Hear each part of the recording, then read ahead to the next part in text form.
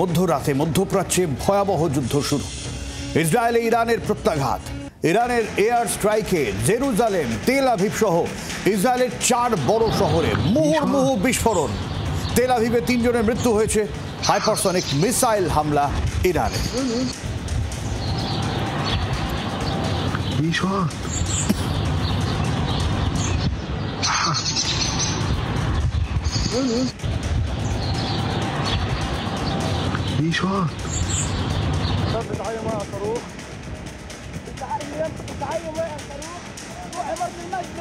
عمرت المجلس صاروخ شباب بتعايموا مع صاروخ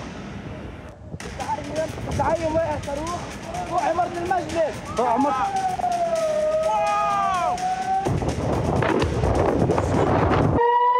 هنا كتبان واو هنا كتبان واو هنا كتبان شباب بتعايم مع صاروخ بتعايم مع صاروخ فوق عمارة المجلس عمارة المجلس صاروخون। ইরানের সামরিক অভিযান নাম অপারেশন ট্রু প্রমিস 3। শয়ে মিসাইল ছুড়েছে ইরান। বেশিরভাগই রুখে দেওয়া হয়েছে বলে ইসরায়েলের দাবি, তবে সব রোখা যায়নি। তেল আভিভে আছড়ে পড়েছে বেশ কয়েকটি মিসাইল। আমাদের সঙ্গে এই মুহূর্তে রয়েছেন গ্রুপ ক্যাপ্টেন আর.কে. দাস, এবং তবে তার আগে আমরা যাব আমাদের প্রতিনিধি অয়নের কাছে। লাস্ট আপডেট কি রয়েছে অয়ন?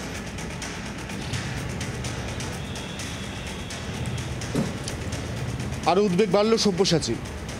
আগামীকাল রবিবার ওমানে আমেরিকার সঙ্গে পরমাণু বৈঠকে বসার কোনো প্রশ্নই নেই জানিয়ে দিল ইরান। তেহরানের তরফ থেকে যে অফিসিয়াল বিবৃতি কিছুক্ষণ আগে জারি করা হয়েছে, যেমনটা এক্স হ্যান্ডেলে বলা হয়েছে, সেটা হচ্ছে আমেরিকা এবং ইরানের মধ্যে 6ষ্ঠ দফার পরমাণু চুক্তি বৈঠক কার্যত ভেস্তে গেল, যার অর্থ সংঘাতের আবহ আরও পরিষ্কার হলো। আমেরিকা বারবার যে চুক্তি ইরানকে দিয়ে করাতে চাইছে সেটা হচ্ছে ইরান কোন ধরনের পারমাণবিক অস্ত্র পরীক্ষা করছে, সেই অস্ত্রগুলো কতটা শক্তিধর, কত পরিমাণ সমরাস্ত্র ইরান সাজিয়ে রেখেছে, এটা যেন এই যে চুক্তি, এই চুক্তিতে বিশ্বের একাধিক দেশকে জানানো হোক। তার কারণ ইরান তার যে ভৌগোলিক অবস্থান, সেই অবস্থান অনুযায়ী মধ্যপ্রাচ্যে ইরানের মতো দেশে যত বেশি পারমাণবিক অস্ত্র বা শক্তি সঞ্চয় হবে, ততই আশপাশের দেশগুলোতে থ্রেট বাড়বে। এবং ঠিক এই জায়গা থেকেই যে ক্ষীণতম আশা ছিল, সেই ক্ষীণতম আশাকে কার্যত খারিজ করে দিল ইরান। এবং তার পাশাপাশি এই মুহূর্তের যে আপডেট, সেই আপডেট ক্ষয়ক্ষতির খুব সংক্ষেপে জানাই। ইসরায়েলে এখনও পর্যন্ত 3 জনের মৃত্যুর খবর স্বীকার করা হয়েছে, আরও বেশ কিছু মানুষ আহত। এই আহতদের মধ্যে অন্তত 39 জনের অবস্থা আশঙ্কাজনক বলে জানানো হয়েছে। অন্যদিকে ইতিমধ্যেই রাষ্ট্রপুঞ্জে ইরানের দূত তিনি জানিয়েছেন যে 78 জনের মৃত্যু হয়েছে ইরানে, এবং আহতের সংখ্যা অফিসিয়ালি 320, যদিও বেসরকারি মতে এই আহতের সংখ্যা এখনও পর্যন্ত প্রায় 500 ছাড়িয়ে গেছে। সব্যসাচী,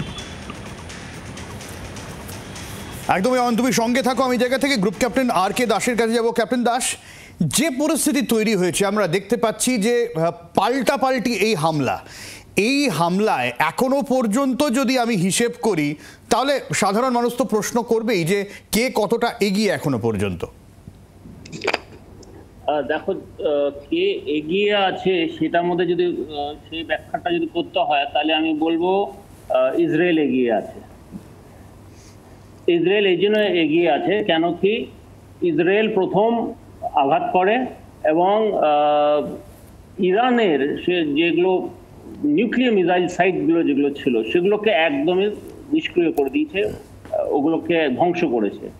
এছাড়া যে টপ মিলিটারি ব্রাস যেটাকে বলে, টপ মিলিটারি কমান্ডার যারা ছিল ইরানের, তাদেরও ওরা মিসাইল স্ট্রাইক করে ওদেরও একদম এলিমিনেট করে দিয়েছে। কয়েকজন নিউক্লিয়ার সায়েন্টিস্ট তাদেরও ওরা একদম স্ট্রাইক করে ওদেরও এলিমিনেট করতে পেরেছে। তো ভাইটাল পিপল, মানে যারা নাকি খুব ইম্পর্টেন্ট ক্রুশিয়াল পিপল যারা আছে ইরানে, তাদের ওরা নিউট্রালাইজ করতে পেরেছে, এবং নিউক্লিয়ার সাইটস যেগুলো ছিল সেগুলোকে ওরা একদম ধ্বংস করতে পেরেছে। ওয়ারাজ ইরান যা করেছে, প্রায় 100খানা মিসাইল ছড়েছে টুয়ার্ডস ইসরায়েল, আর সেই 100খানা মিসাইলের মধ্যে প্রায় 70খানা মিসাইল এবং ড্রোনস ইসরায়েল নিউট্রালাইজ করতে পেরেছে থ্রু আয়রন ডোম।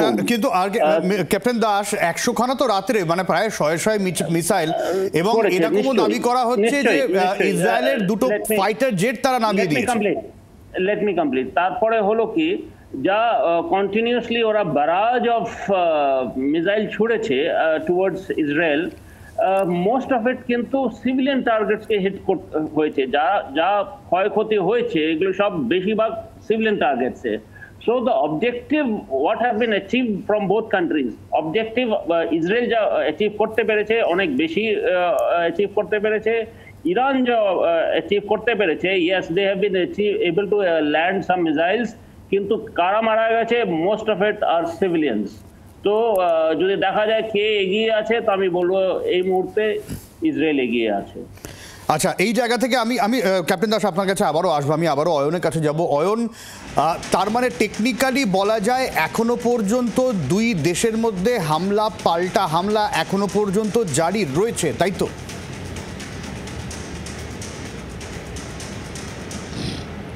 শুধু তাই নয় সব্যসাচী, এখানে এখনো পর্যন্ত যে বিবৃতির বয়ানবাজি চলছে, সেই বয়ানবাজি অনুযায়ী দুদেশই দাবি করছে তারা পরস্পরের যথেষ্ট ক্ষতি সাধন করতে পেরেছে।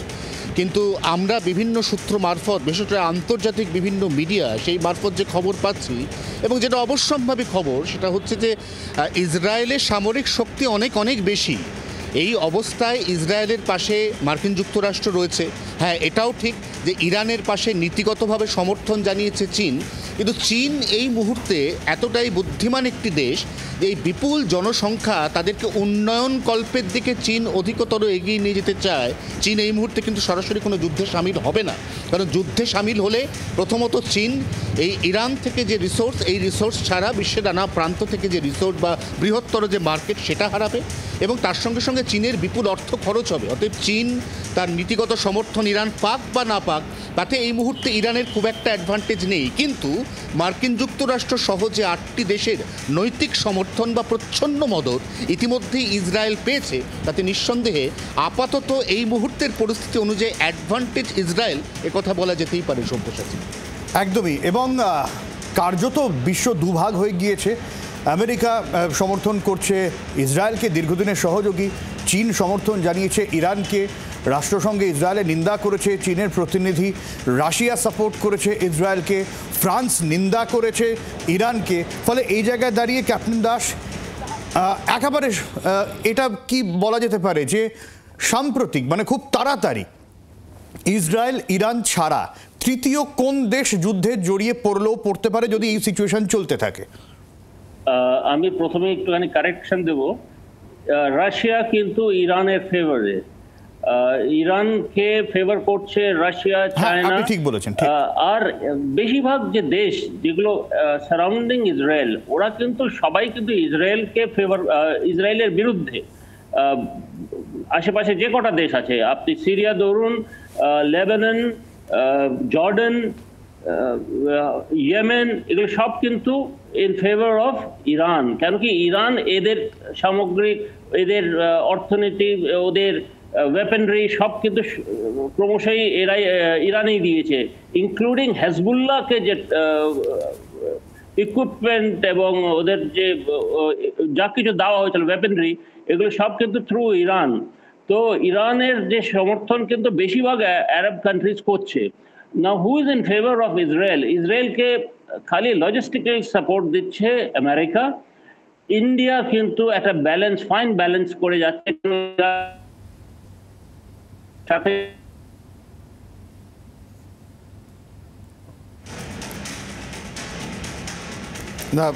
অনেক ধন্যবাদ ক্যাপ্টেন দাস। বাংলার আওয়াজ, বাঙালির আবেগ, জি 24 ঘন্টা।